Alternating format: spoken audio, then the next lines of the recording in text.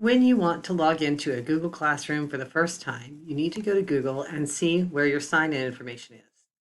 I've got several accounts that I log into from this computer, but what you will do is click on this dot up here. There's no dot, click on this grid pattern.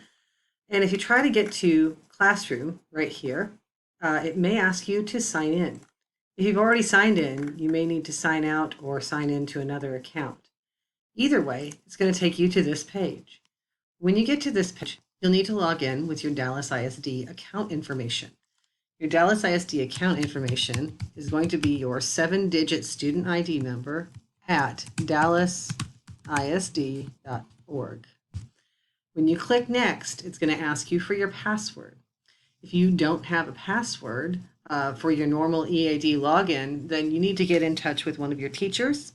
If I'm your teacher, then get in touch with me. And you need to ask for that password to be reset, because that is the password you're going to use for all of your online learning. Once you're logged in, you're going to actually click this and see, if you haven't gotten there yet, to the classroom. When you see the classroom, you should see classes you've been invited to, okay? If you haven't been invited to any classes, that's when you need to get in touch with your teachers. When you see the classes you've been invited to, you're going to be able to sort of navigate over here between all the classes that you're in. You're going to be able to check your settings over here. Just work through it a little bit. Today and tomorrow are the days that we are just trying to make sure everyone can connect. We're trying to make sure everyone's okay. We're trying to make sure all your needs are being met as well as we can meet them. So get in touch with us. I'm going to put my email address on the screen. That is my email address if you need to write me.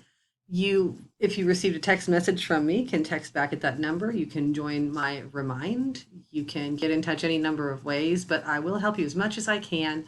And if needs be, we'll have a phone call and see if we can't sort this out. But just get in touch with me with whatever means you can at this time. I don't want to put my phone number on the internet.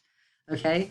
So give it a shot. And if I see that you've logged in, I'll know you've got it correct.